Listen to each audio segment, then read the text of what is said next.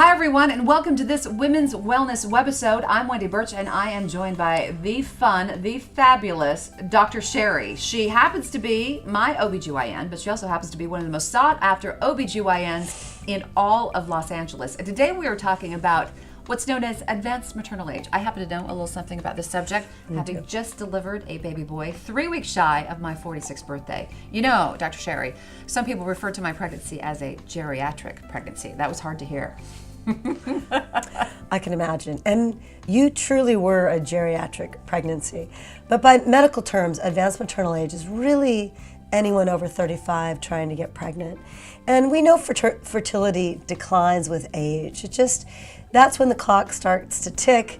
The aging of eggs, it's just common, and it starts to tick louder and louder by 40, and by 45 it's deafening.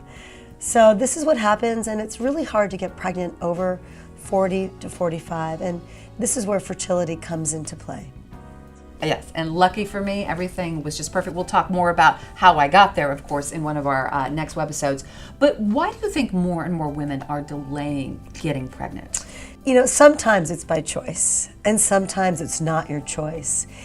Careers, waiting for the right partner, financial issues, and just not being ready to be a mom. These are all factors that come into play why women do delay getting pregnant. And it's interesting because 50% of pregnancies in the US are unplanned, and that's not a good thing. So it's nice to get pregnant on your own terms when you're really ready. You know, I have to say though, as an older mother, despite the risk going in and the difficulties I had getting pregnant, I do believe that I am perhaps maybe a bit more emotionally prepared to be a mother. Do you find that with your older patients, that they have maybe more of a skill set when it comes to raising a child? I mean, definitely. The older you are, the more planned it is. You're just emotionally and physically prepared. And I think that's a benefit for waiting and not being scared by the biological clock. As an older mom too, I have taken full advantage of taking naps with my newborn. I figure Mama needs a nap too, let's go down together. Great idea, great idea. Great. What advice do you have to give to the women of this AMA, advanced maternal age?